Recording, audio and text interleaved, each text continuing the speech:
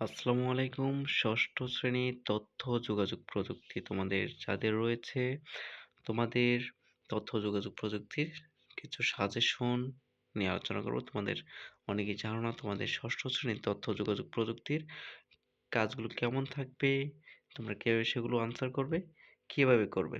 তো প্রত্যেকটি step by step আমি কাজগুলো তুলে ধরবো। প্রথমত বলছি তোমাদের তথ্য যোগাযোগ পরীক্ষাটি প্রথমে তোমাদের বহু নির্বাচনী কাজগুলো থাকবে, যেখান থেকে 15টি নৈর্ব্যক্তিক থাকবে এবং 10 নম্বর প্রশ্ন থাকবে। কি কি থাকবে সেগুলোর মধ্যে থেকে? তো এখানে দেখতে পাচ্ছ যে 1 নম্বর রয়েছে জ্ঞান পিরামিডের প্রথম স্তর কোনটি, 2 নম্বর হচ্ছে সারা পৃথিবীতে বিশাল পরিবর্তন শুরু হয়েছে কোনটির ব্যবহারে। তারপর 3 নম্বর এখানে একটি চিত্র দেওয়া আছে, সে অনুযায়ী তোমাদের আনসার দিতে হবে। 4 নম্বর 5 নম্বর করে এখানে আমি তোমাদের 15টি এখানে কাজ রয়েছে। 15টি কাজ রয়েছে আমি দেখাচ্ছি। 15টি বহু নির্বাচন রয়েছে, 15টি বহু নির্বাচনী প্রশ্নের উত্তর দিতে হবে। আর সেই উত্তরগুলো আমি এখানে দিয়ে দিয়েছি।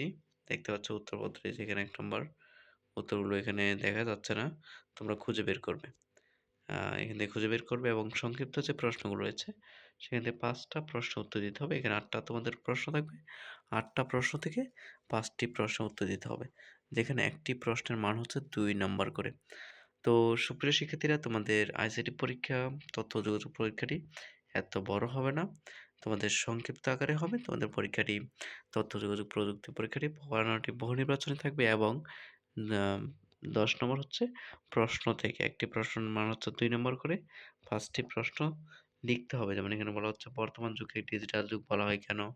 এরপর বিভিন্ন ধরনের মেমোরি সম্পর্কে বর্ণনা দাও। 3 নম্বর হচ্ছে ভাইরাস কি? 4 নম্বর হচ্ছে ওয়ার্ড প্রসেসরের সুবিধাগুলো উল্লেখ করো। 5 নম্বর হচ্ছে নেটওয়ার্কের ব্যবহার সম্পর্কে লিখতে বলা হয়েছে। 6 নম্বর হচ্ছে তোমাদের জিপিএস কি ব্যাখ্যা করো। 7 নম্বর হচ্ছে বিভিন্ন ধরনের আউটপুট ডিভাইস সম্পর্কে লিখতে বলা হচ্ছে। 8 নম্বর হচ্ছে কোন তথ্য ইন্টারনেটের মাধ্যমে খুঁজে পেতে সার্চ ইঞ্জিন ব্যবহারের সুবিধা উল্লেখ করো। এই যে এখানে যে প্রশ্নগুলো রয়েছে প্রত্যেকটা প্রশ্ন হচ্ছে 2 নম্বর করে। এখানে 5টি প্রশ্ন উত্তর দিতে হবে। তো আশা করি তোমরা বুঝতে পেরেছ। তোমাদের বার্ষিক পরীক্ষার জন্য এভাবেই তোমরা প্রশ্নগুলো অধ্যায়ভিত্তিক সিলেবাস অনুযায়ী কাজগুলো শেষ করবে, তবেই তোমরা কমন পাবে। আজকের জন্য এতটুকুই। সুপ্রিয় শিক্ষার্থীরা, পরবর্তী ভিডিওতে আবার দেখা হবে। তোমরা সে অনুযায়ী একটা রিভিশন দাও, প্রস্তুতি নাও। তোমাদের প্রত্যেকের পরীক্ষা ভালো হোক সে আশা ব্যক্ত রেখেই আজকে এখানেই শেষ করছি।